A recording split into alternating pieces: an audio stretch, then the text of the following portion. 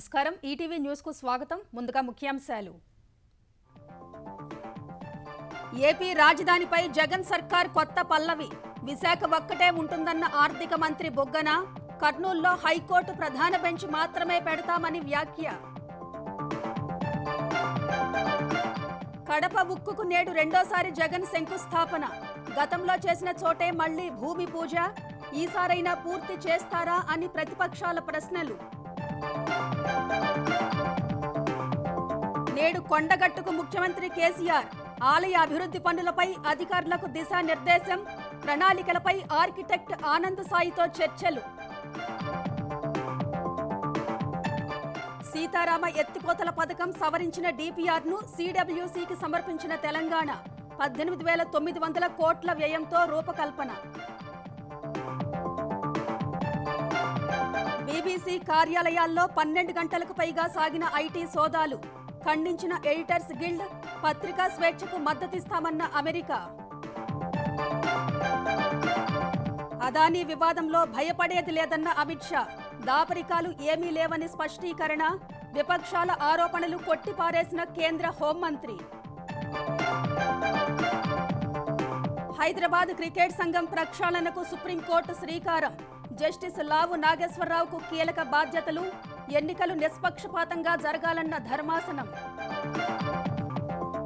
పెను వివాదంలో team India chief selector Chetan Sharma sting ఆపరేషన్లో క్రికెటర్లపై సంచలన వ్యాఖ్యలు ఫిట్నెస్ కోసం ఇంజెక్షన్లు తీసుకుంటారని ఆరోపణ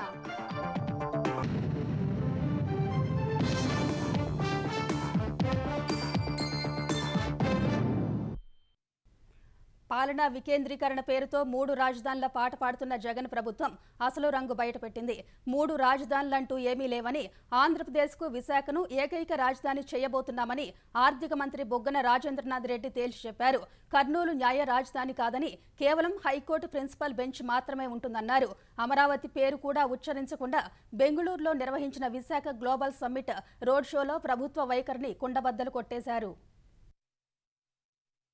ఆంధ్రప్రదేశ్లో విశాఖ కార్యనిర్వాహక రాజధాని అమరావతి శాసన రాజధాని కర్నూలు న్యాయ రాజధాని చేస్తామని ఎన్నాళ్లు చెబుతున్న జగన్ ప్రభుత్వ నైజం బయటపడింది మార్చి 3-4 తేదీల్లో విశాఖలో జరిగే గ్లోబల్ ఇన్వెస్ట్మెంట్ సమ్మిట్ కు ప్రచారం కోసం నిర్వహించిన రోడ్ షోలో పాల్గొన్న ఆర్థిక మంత్రి బుగ్గన రాజేంద్రనాథ్ రెడ్డి ఆంధ్రప్రదేశ్ కు 3 రాజధానులున్నది అవాస్తవమని స్పష్టం చేశారు విశాఖ ఒక్కటే రాజధాని అని తేల్చి చెప్పారు అమరావతి పేరు కూడా ఆయన నోట రాలేదు కర్ణాటక తరహాలో ఒక సెషన్ అసెంబ్లీ సమావేశాలను గుంటూరులో నిర్వహిస్తామని చెప్పారు పారిశ్రామిక వృద్ధి ప్రాంతాలుగా తిరుపతి విజయవాడలను ఎందుకు ఎంచుకోలేదన్న పారిశ్రామికవేత్తల ప్రశ్నకు సమాధానంగా రాజధాని అంశాన్ని బుగ్గన ప్రస్తావించారు బెంగళూరు చెన్నై హైదరాబాద్ లాగే విశాఖను ఐటీ రంగానికి చిరునామాగా అభివృద్ధి చేయాలని భావిస్తున్నట్లు తెలిపారు న్యాయ రాజధానిగా కర్నూలు శాసన రాజధానిగా అమరావతి అంటూ చెప్పిన మాటలు పూర్తిగా అవాస్తవమని బుగ్గన రాజేంద్రనాథ్ రెడ్డి స్పష్టం చేశారు కర్నూలులో హైకోర్టు ప్రిన్సిపల్ బెంచ్ గుంటూరులో ఒక సెషన్ అసెంబ్లీ సమావేశాలు నిర్వహిస్తామని చెప్పారు 3 capitals is some sort of a miscommunication.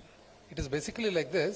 The administration will be done from Vizag. That is the place that is best suited with the existing infrastructure and also the place that is best suited for furthering growth both ways. The port city that it is, the cosmopolitan nature that is there in the city and because of the climate, everything, Visakhapatnam we feel is the best suited. The other one is not the capital per se, it is basically having the high court. Just like how you have a big bench in Dharwad and a big bench in Gulbarga, we intend to have our High Court principal bench in Kurnool.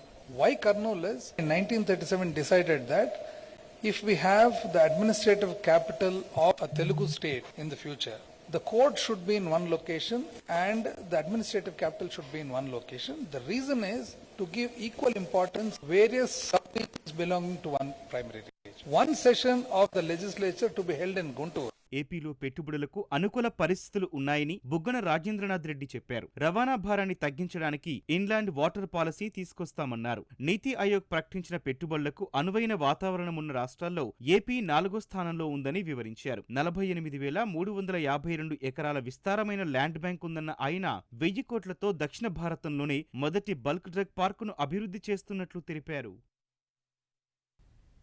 YSR జిల్లాలో ఉక్కు పరిశ్రమ నిర్మాణానికి CM Jagan నేడు భూమి పూజ చేయనున్నారు.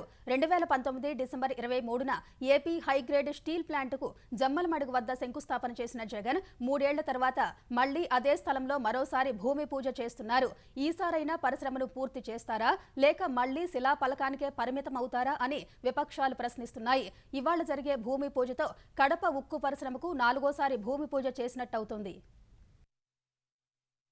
వైఎస్ఆర్ జిల్లా జమ్మలమడుగు మండలం సున్నపురాళ్లపల్లె వద్ద 2019 డిసెంబర్ 23న CM Jagan AP high grade steel ప్లాంటుకు శంకుస్థాపన చేశారు. 3,591 ఎకరాల్లో 11,606 కోట్ల పెట్టుబడితో 30 లక్షల మెట్రిక్ టన్నుల ఉత్పత్తి సామర్థ్యంతో 3 ఏళ్లలో పరిశ్రమను పూర్తి చేస్తామని ప్రకటించారు. దీంతో ప్రత్యక్షంగా పరోక్షంగా 1,20,000 మందికి ఉపాధి లభిస్తుందని తెలిపారు. కానీ 3 ఏళ్లు దాటినా శిలాఫలకం తప్ప ఒక్క పని జరగలేదు. ఈ 3 ఏళ్ల కాలంలోనే లిబర్టీ సంస్థ ఎస్ఆర్ స్టీల్ తో ప్రభుత్వం ఒప్పందం చేసుకున్నా ఆ సంస్థలు పనులు చేపట్టలేదు. తాజాగా జేఎస్డబ్ల్యూ స్టీల్ తో ప్రభుత్వం ఒప్పందం కుదుర్చుకుంది. 8,800 కోట్ల పెట్టుబడితో జమ్మలమడుగు వద్ద పరిశ్రమ నిర్మించేందుకు అంగీకారం తెలిపింది. తొలి దశలో 3,300 కోట్లు పెట్టుబడి పెట్టనున్నట్లు తెలిపింది. గతంలో శిలాఫలకం వేసిన ప్రాంతంలోనే ఉదయం 11 గంటలకు రెండోసారి సీఎం జగన్ శంకుస్థాపన చేయనున్నారు. 2007లో వైఎస్ రాజశేఖర్ రెడ్డి జమ్మలమడుగులో బ్రాహ్మణి ఉక్కు పరిశ్రమకు శంకుస్థాపన చేసిన కోర్టు కేసులతో ఆగిపోయింది. తర్వాత 2018లో మైలవరం మండలం కంబాల దిన్నె వద్ద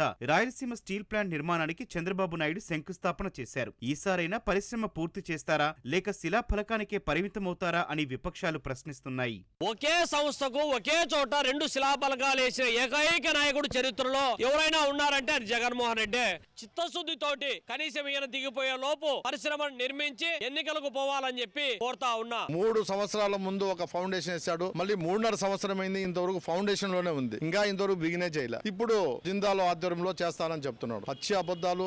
కడప జిల్లాను ప్రజలను నిరుద్యోగ యువతను ఇంకా మోసం చేయలేవు. నువ్వు ఇంకా ఉండేది 12 నెలలు ఉంది. 12 నెలల్లో నువ్వు ఏం చేస్తావు?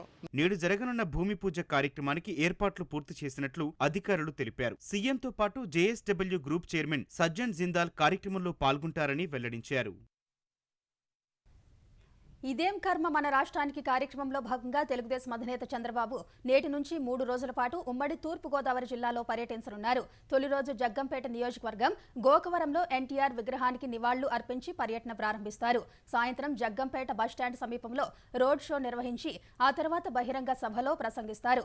రాత్రికి పార్టీ నేత జ్యోతుల నెహ్రూ క్యాంపు కార్యాలయంలో బస చేయనున్న చంద్రబాబు రేపు ఉదయం జిల్లా నేతలతో సమావేశమవుతారు. అనంతరం పెద్దాపురంలో రోడ్ షో బహిరంగ సభ నిర్వహిస్తారు. రాత్రికి అక్కడే బస చేసి 17వ తేదీ అనపర్తి నియోజకవర్గంలో పర్యటిస్తారు. చంద్రబాబు పర్యటన కోసం తెలుగుదేశం నేతలు ఏర్పాట్లు చేశారు. అయితే రోడ్లపై సభలకు అనుమతి లేదంటూ జీవో నెంబర్ 1 అమల్లోకి తెచ్చిన ప్రభుత్వం చంద్రబాబు పర్యటన విషయంలో ఏం చేస్తుందనే అంశంపై ఉత్కంఠ నెలకొంది. సీతారామ ఎత్తిపోతల పథకం సవరించిన సమగ్ర ప్రాజెక్టు నివేదికను కేంద్ర జల సంఘానికి తెలంగాణ నీటిపారుదల శాఖ అందజేసింది. సీతమ్మ సాగర్ బ్యారేజీ, సీతారామ ఎత్తిపోతల పథకం కింద అదనపు ఆయకట్టు సహా అన్నిటితో కలిపి 18,900 కోట్ల అంచనా వ్యయంతో రూపొందించిన డిపిఆర్ను సిడబ్ల్యూసికి సమర్పించింది. దీంతో ఈ పథకానికి అవసరమైన అనుమతుల ప్రక్రియను కేంద్ర జల సంఘం మళ్లీ చేపట్టనుంది. ఖమ్మం, కొత్తగూడెం, మహబూబాబాద్ జిల్లాల్లో కొత్త ఆయకట్టు స్థిరీకరణ కలిపి 6.74 లక్షల ఎకరాలకు నీరందించే లక్ష్యంతో 13,058 కోట్లతో సీతారామ ఎత్తిపోతలను ప్రభుత్వం చేపట్టింది. ఇటీవల కొత్త ఆయకట్టుకు నీరివ్వాలని నిర్ణయించడంతో మొత్తం ఆయకట్టు 7.87 లక్షల ఎకరాలకు పెరిగింది. వీటి అనుమతులకు జలసంఘం కొర్రీలు వేయడంతో పాటు 2 డిపిఆర్లు సమర్పించాలని కోరింది. దీంతో మొత్తం 18,900 కోట్లు వ్యయం అవుతుందని అధికారులు పేర్కొన్నారు. సవరించిన డిపిఆర్ను ఆంధ్రప్రదేశ్ సహా ఇతర రాష్ట్రాలకు జలసంఘం పంపనుంది. గతంలోనే అన్ని అనుమతులు వచ్చినందున 3 నెలల్లో అన్ని అనుమతులు వచ్చే అవకాశం ఉందని సంబంధిత వర్గాలు తెలిపాయి. కొండగట్టులో నేడు ముఖ్యమంత్రి కేసీఆర్ పర్యటించనున్నారు. ఉదయం 9 గంటలకు ప్రభుత్వ భవన్ నుంచి సీఎం కేసీఆర్ రోడ్డు మార్గంలో బేగంపేట విమానాశ్రయానికి చేరుకుని అక్కడి నుంచి హెలికాప్టర్లో బయలుదేరనున్నారు. ఉదయం 9 గంటలకు కొండగట్టు సమీపంలోని జేఎన్టీయూ కళాశాల ఆవరణలో హెలికాప్టర్ దిగి రోడ్డు మార్గంలో అంజన్న కొండపైకి చేరుకుంటారు. ఇటీవల కొండగట్టు ఆంజనేయ స్వామి ఆలయ అభివృద్ధికి సీఎం కేసీఆర్ 100 కోట్లను కేటాయించారు. స్వామివారి దర్శనం అనంతరం ఆలయ పరిసరాలను పరిశీలించి అభివృద్ధి పనులపై వివిధ శాఖల అధికారులతో సమీక్ష నిర్వహిస్తారు. అనంతరం మధ్యాహ్నం తిరిగి ప్రగతి భవన్కు చేరుకుంటారు. పన్ను ఎగవేత అనుమానాలతో దేశంలోని బీబీసీ కార్యాలయాల్లో దాదాపు 12 గంటల పాటు సోదాలు జరిగాయి. గుజరాత్ అల్లర్లపై బీబీసీ తీసిన డాక్యుమెంటరీ విడుదలైన కొన్ని రోజులకే ఈ తనిఖీలు జరగడం సంచలనంగా మారింది. మరోవైపు బీబీసీ కార్యాలయాల్లో తనిఖీలపై ప్రతిపక్షాలు, పాత్రికేయ సంఘాలు భగ్గుమన్నాయి. తనిఖీలపై స్పందించిన అమెరికా అంతర్జాతీయ పత్రికా స్వేచ్ఛకు ఉన్న ప్రాముఖ్యతను సమర్థిస్తామని పేర్కొంది. ఢిల్లీ, ముంబైల్లోని బీబీసీ కార్యాలయాల్లో ఐటీ అధికారుల తనిఖీలు తీవ్ర చర్చకు దారితీశాయి. ఉదయం 11 గంటలకు కార్యాలయాలకు చేరుకున్న అధికారులు అర్ధరాత్రి వరకు దాదాపు 12 గంటలకు పైగా సోదాలు చేసినట్లు తెలుస్తోంది. అయితే తాము సోదాలు చేయడం లేదని, కేవలం సర్వే చేస్తున్నట్లు ఐటీ అధికారులు వెల్లడించారు. పన్ను ఎగవేతకు పాల్పడుతుందన్న అనుమానంతో సోదాలు చేస్తున్నారు. దీనిపై గతంలోనే నోటీసులు జారీ చేసినప్పటికీ వాటిని ధిక్కరిస్తూ పెద్ద ఎత్తున లాభాలను మళ్లించిందని ఆరోపించారు. సిబ్బందితో పాటు పలువురు పాత్రికేయుల సెల్ ఫోన్లు, కొన్ని కంప్యూటర్లను స్వాధీనం చేసుకున్నారు. ఈ సోదాలపై స్పందించిన బీబీసీ ఐటీ అధికారులకు పూర్తిగా సహకరిస్తున్నామని పేర్కొంది. తనిఖీలు పూర్తయ్యే వరకు కొంతమంది సిబ్బంది ఢిల్లీ, ముంబై కార్యాలయాల్లోనే ఉంటూ అధికారులకు సహకరించాలని సూచించింది. తమ కార్యకలాపాలు సాధారణంగా కొనసాగుతాయని, భారత్లో సేవలు అందించేందుకు కట్టుబడి ఉన్నామని బీబీసీ ప్రతినిధి తెలిపారు. పరిస్థితి త్వరలోనే పరిష్కారం అవుతుందని ఆశాభావం వ్యక్తం చేశారు. ప్రస్తుత పరిస్థితిని బ్రిటన్ ప్రభుత్వం నిశితంగా గమనిస్తోందని బీబీసీ పేర్కొంది. మరోవైపు బీబీసీ కార్యాలయాల్లో ఐటీ సోదాలపై స్పందించిన అమెరికా ప్రపంచవ్యాప్తంగా పత్రికా స్వేచ్ఛ ప్రాముఖ్యతకు మద్దతిస్తామని పేర్కొంది. ప్రధాని మోదీకి వ్యతిరేకంగా బీబీసీ డాక్యుమెంటరీ విడుదల చేసినందుకే తాజాగా ఐటీ సోదాలు జరుగుతున్నాయని విపక్షాలతో పాటు పాత్రికేయ సంఘాలు తీవ్ర అభ్యంతరం వ్యక్తం చేశాయి. ఇది ముమ్మాటికి పత్రికా స్వేచ్ఛను హరించడమేనని ఆరోపించాయి. అదానీ వ్యవహారంలో దాచిపెట్టడానికి ఏమీ లేదని కేంద్ర హోంమంత్రి అమిత్ షా స్పష్టం చేశారు. సుప్రీంకోర్టు పరిధిలో ఉన్న ఈ అంశంపై స్పందించబోనన్న ఆయన ఆ విషయంలో భాజపాకు ఎలాంటి భయం లేదని పేర్కొన్నారు. భాజపాపై విపక్షాలు చేసిన ఆరోపణలను తోసిపుచ్చిన అమిత్ షా కోటి సూర్యుళ్ల వెలుగుతో సత్యం బయటకు వస్తుందని పేర్కొన్నారు. परंतु इसमें बीजेपी के लिए कुछ छुपाने को नहीं है और ना किसी बात से डरने की जरूरत है। उनके जमाने में उन्हीं की एजेंसियों ने, चाहे कैग हो चाहे सीबीआई हो, उन्होंने करप्शन का संज्ञान लेकर केस रजिस्टर किए थे। 12 लाख करोड़ के करप्शन के घोटाले किए थे। कोर्ट में जाए ना, कोर्ट में नहीं जाते हैं। मैंने तो पेगासिस में भी कहा था आपके पास प्रूफ है तो आप कोर्ट में चले जाइए, ना गए वो। कोर्ट तो हमारे कब्जे में नहीं है। देखिए सत्य जो होता है इस पर 1000 कॉन्स्पिरेसी कर लो, कुछ नहीं होता है। वो करोड़ों सूर्य की भांति तेजस्वी बनकर ही बाहर आता है। ये तो मोदी जी के पीछे 2002 से कर रहे हैं और हर बार मोदी जी मजबूत होकर, सच्चे बनकर और जनता की ज्यादा लोकप्रियता हासिल कर बाहर आए हैं। BCCI chief selector Chetan Sharma పెను వివాదంలో చిక్కుకున్నాడు. మాజీ కెప్టెన్ విరాట్ కోహ్లీతో పాటు టీమిండియా ఆటగాళ్ల గురించి ప్రైవేట్ సంభాషణలో ఆయన చేసిన వ్యాఖ్యలు తీవ్ర దుమారం రేపుతున్నాయి. పూర్తి ఫిట్గా లేని కొందరు ఆటగాళ్లు ఇంజెక్షన్లు తీసుకుని ఫిట్నెస్ ఉన్నట్లు చూపించి మ్యాచ్లు ఆడుతున్నారని చేతన్ శర్మ సంచలన వ్యాఖ్యలు చేశారు. ఈ వ్యాఖ్యల నేపథ్యంలో చేతన్పై వేటు పడే అవకాశం ఉందన్న ఊహాగానాలు చెలరేగుతున్నాయి. BCCI chief selector Chetan Sharma Team India క్రికెటర్లపై సంచలన ఆరోపణలు చేశాడు. ఓ టీవీ ఛానల్ నిర్వహించిన స్టింగ్ ఆపరేషన్లో భారత జట్టులో నెలకొన్న పరిస్థితులపై పలు ఆరోపణలు చేశాడు. భారత క్రికెటర్లు 80% ఫిట్ గా ఉన్నా సరే ఇంజెక్షన్లు తీసుకుని 100% ఫిట్నెస్ సాధిస్తారని ఆరోపించాడు. ఆటగాళ్లు కీలక మ్యాచ్లకు ముందు ఇంజెక్షన్లు తీసుకుని పూర్తి ఫిట్నెస్ తో ఉన్నట్లుగా చూపి మ్యాచ్లు ఆడుతున్నట్లు చేతన్ శర్మ ఆరోపించాడు. బుమ్రా కూడా పూర్తి ఫిట్నెస్ సాధించకముందే ఇంజెక్షన్లు తీసుకుని మ్యాచ్లు ఆడినట్లు చేతన్ శర్మ తెలిపాడు. భారత జట్టులో 2 వర్గాలు ఉన్నాయన్న చేతన్ శర్మ ఓ వర్గాన్ని రోహిత్ నడిపిస్తే రెండో వర్గాన్ని కోహ్లీ నడిపిస్తాడని తెలిపాడు. అయితే రోహిత్, కోహ్లీ మధ్య మంచి సంబంధాలే ఉన్నట్లు వివరించాడు. హెడ్ కోచ్ రాహుల్ ద్రావిడ్, కోహ్లీల మధ్య కూడా అంతర్గత చర్చలకు సంబంధించిన విషయాలను చేతన్ శర్మ వెల్లడించాడు. బీసీసీఐ మాజీ అధ్యక్షుడు సౌరవ్ గంగూలీ, మాజీ కెప్టెన్ విరాట్ కోహ్లీల మధ్య విభేదాలున్నాయని చెప్పాడు. కోహ్లీని నాయకత్వ బాధ్యతల నుంచి తప్పించడం గంగూలీ తీసుకున్న నిర్ణయం కాదన్న ఆయన అది ఉమ్మడిగా తీసుకున్న నిర్ణయమని వివరించారు. టీ20 కెప్టెన్సీ నుంచి వైదొలుగుతున్నట్లు కోహ్లీ ప్రకటించినప్పుడు మరోసారి ఆలోచించుకోవాలని గంగూలీ సూచించినట్లు చేతన్ శర్మ తెలిపాడు. కానీ కోహ్లీ మాత్రం తనను గంగూలీ కొనసాగమని చెప్పలేదని అబద్ధం చెప్పాడని తెలిపాడు. పరిమితి ఓవర్ల కెప్టెన్సీ నుంచి తొలగించడంతో కోహ్లీ అహం దెబ్బతిని గంగూలీపై విలేకరుల సమావేశంలో నిందించాడని వెల్లడించాడు. తాను బీసీసీఐ కంటే ఎక్కువని కోహ్లీ భావించేవాడని, రవిశాస్త్రి కోచ్ కావడంలో అతనిదే కీలక పాత్రని కూడా చేతన్ శర్మ ఆరోపించాడు. భవిష్యత్తు టీ20 ప్రణాళికల్లో రోహిత్ ఉండబోడున్న బీసీసీఐ చీఫ్ సెలెక్టర్ హార్దిక్ పాండ్యానే దీర్ఘకాలం తెలంగాణ కెప్టెన్ గా కొనసాగుతాడని తెలిపాడు. ఇటు చేతన్ శర్మపై స్టింగ్ ఆపరేషన్ వ్యవహారాన్ని బీసీసీఐ సీరియస్ గా తీసుకునే అవకాశం ఉంది. చేతన్ వ్యాఖ్యలు భారత క్రికెట్ ను కుదిపేసేలా కనిపిస్తుండటంతో ఆయనపై వేటు వేయడం మాత్రం ఖాయంగా కనిపిస్తోంది. ఇప్పటికే బీసీసీఐ పెద్దలు స్పందించకపోయినా చర్యలు మాత్రం తప్పవని తెలుస్తోంది.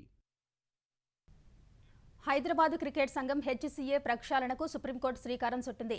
హెచ్సీఏ రోజువారీ కార్యకలాపాల నిర్వహణ, ఎన్నికల పర్యవేక్షణ బాధ్యతలను మాజీ న్యాయమూర్తి జస్టిస్ లావు నాగేశ్వరరావుకు అప్పగించింది. ఆయన ఆధ్వర్యంలో ఏకసభ్య కమిటీని నియమిస్తూ justice Sanjay Kishan Kaul, justice Manoj Mishra, justice Arvind కుమార్లతో కూడిన ధర్మాసనం ఉత్తర్వులు జారీ చేసింది. గత ఏడాది ఆగస్టు 22 నుంచి హెచ్సీఏ వ్యవహారాల పర్యవేక్షణ కోసం మాజీ ప్రధాన న్యాయమూర్తి జస్టిస్ నిసార్ అహ్మద్ కక్రూ నేతృత్వంలో కొనసాగుతున్న కమిటీని సుప్రీంకోర్టు రద్దు చేసింది. హెచ్సీఏ ఎన్నికల చుట్టూ నెలకొన్న అనిశ్చితికి తెరపడటాన్ని, ఆ ప్రక్రియ పూర్తి నిష్పక్షపాతంగా జరగాలని ధర్మాసనం పేర్కొంది. హెచ్సీఏ వర్గాలు జస్టిస్ నాగేశ్వరరావుకు అన్ని విధాలా సహకారం అందించాలని ఆదేశించింది.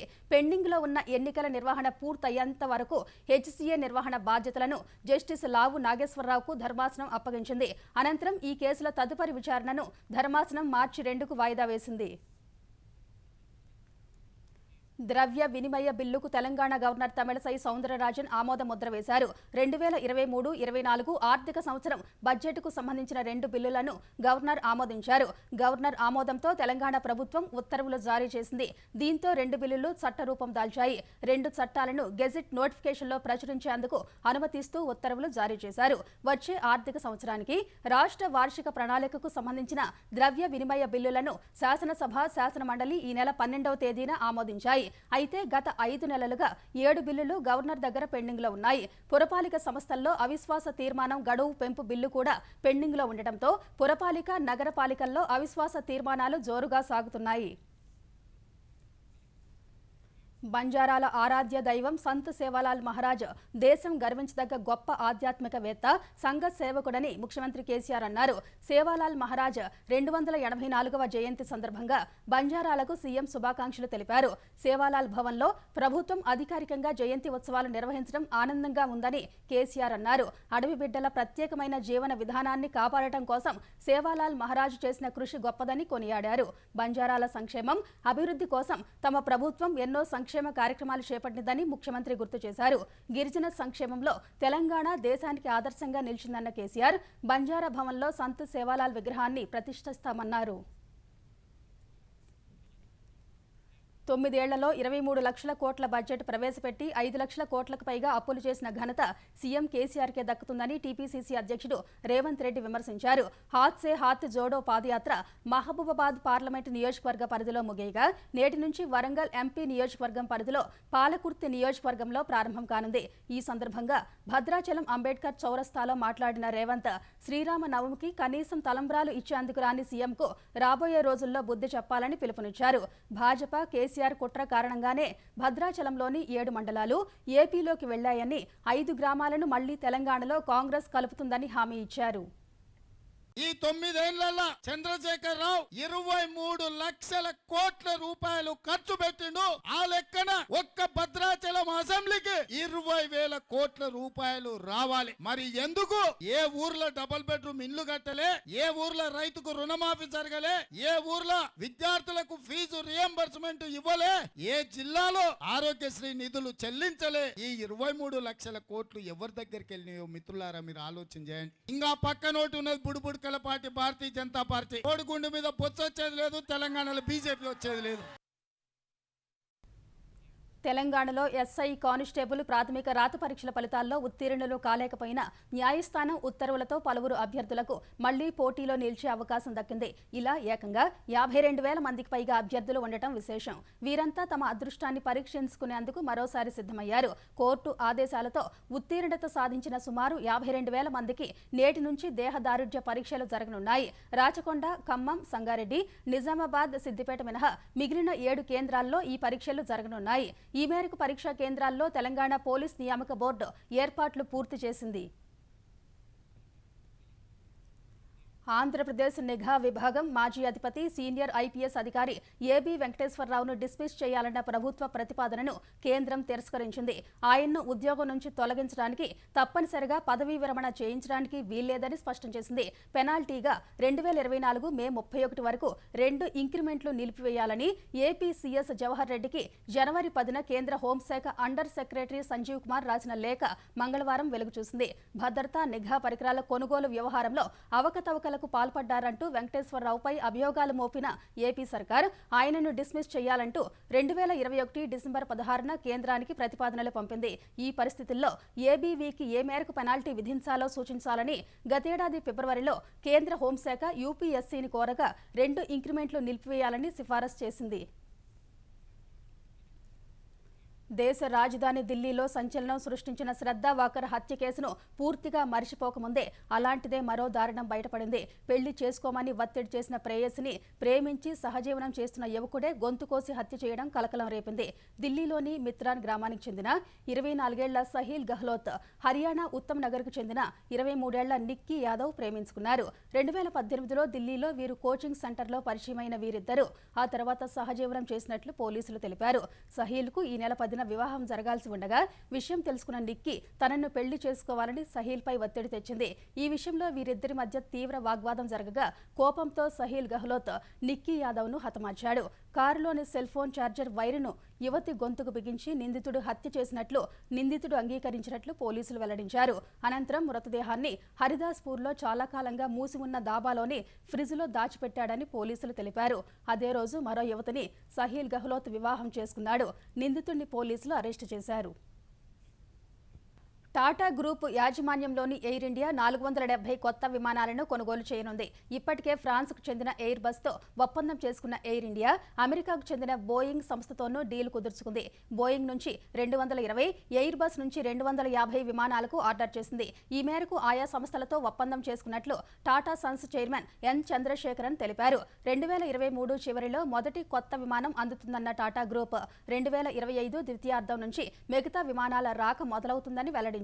ఎయిర్ ఇండియా సేవలను విస్తరించేందుకు గాను 11 అద్దె బోయింగ్ B777, 25 A320 విమానాలను తీసుకోవడం ఇప్పటికే మొదలైనట్లు ప్రకటించింది. ఈ ఆర్డర్ ఎయిర్ ఇండియా ఆశయాన్ని సాకారం చేయడంలో ఓ ముఖ్యమైన దశ అని ఆ విషయాన్ని విహాన్లో పేర్కొన్నట్లు చెప్పారు. 470 కొత్త విమానాల కొనుగోలు ఒప్పందం ద్వారా ఎయిర్ ఇండియా ఆధునికత సంతరించుకోవడమే కాకుండా అంతర్జాతీయ నెట్వర్క్ విస్తరిస్తుందని టాటా సన్స్ చైర్మన్ చంద్రశేఖరన్ తెలిపారు. ఎయిర్ ఇండియా, బోయింగ్ సంస్థల మధ్య కుదిరిన ఒప్పందం చరిత్రాత్మకమని భారత్, అమెరికా ప్రకటించాయి. ఈ ఒప్పందం వల్ల ఇరు దేశాల్లో యువతకు కొత్త ఉద్యోగాలు వస్తాయని తెలిపాయి. అమెరికా అధ్యక్షుడు బైడెన్, ప్రధాని మోదీ మధ్య సుదీర్ఘ ఫోన్ సంభాషణ జరిగింది. అంతరిక్షం, రక్షణ, సెమీకండక్టర్, సరఫరా గొలుసు రంగాల్లో ద్వైపాక్షిక సహకారాన్ని మరింత బలోపేతం చేసుకోవాలని ఇరు దేశాలు నిర్ణయించాయి. దేశంలో పౌర విమానయాన రంగం విస్తరిస్తూ ఉండటంతో అందులో అవకాశాలను అందిపుచ్చుకోవాలని బోయింగ్తో పాటు ఇతర కంపెనీలను మోదీ ఆహ్వానించారు. ఎయిర్ ఇండియా, బోయింగ్ మధ్య కుదిరిన ఒప్పందం ఇరు దేశాల మధ్య ఉన్న బలమైన వాణిజ్య బంధాన్ని తెలియజేస్తుందని శ్వేత సౌధం ఒక ప్రకటనలో పేర్కొంది. భారత్తో మరింత దృఢమైన బంధాన్ని అమెరికా కోరుకుంటోందని బైడెన్ తెలిపారు. 2024 అమెరికా అధ్యక్ష ఎన్నికల్లో పోటీ చేసేందుకు ఇండో అమెరికన్ నిక్కీ హేలీ సిద్ధమయ్యారు. దీంతో అమెరికా మాజీ అధ్యక్షుడు ట్రంప్తో తలపడనున్న తొలి రిపబ్లికన్ పార్టీ నాయకురాలిగా ఆమె నిలిచారు. నిక్కీ హేలీ దక్షిణ కరోలినా గవర్నర్గా 2 పర్యాయాలు, ఐరాసలో అమెరికా రాయబారిగా ఒకసారి పనిచేశారు. అమెరికా అధ్యక్ష ఎన్నికల్లో పోటీ చేయనున్నట్లు వీడియో సందేశం ద్వారా నిక్కీ హేలీ ప్రకటించారు. ఆర్థిక బాధ్యత, సరిహద్దు భద్రత, దేశ గౌరవం, దేశ పటిష్టత కోసం కొంత తరం నాయకత్వానికి సమయం ఆసన్నమైందన్నారు. నిక్కీ హేలీ అధ్యక్ష ఎన్నికల్లో బరిలో నిలవటానికి ముందు వచ్చే ఏడాది జనవరిలో ప్రారంభమయ్యే రిపబ్లికన్ పార్టీ ప్రెసిడెన్షియల్ ప్రైమరీలో గెలవాల్సి ఉంటుంది. వచ్చే ఏడాది నవంబర్ 5న అమెరికా అధ్యక్ష ఎన్నికలు జరగనున్నాయి.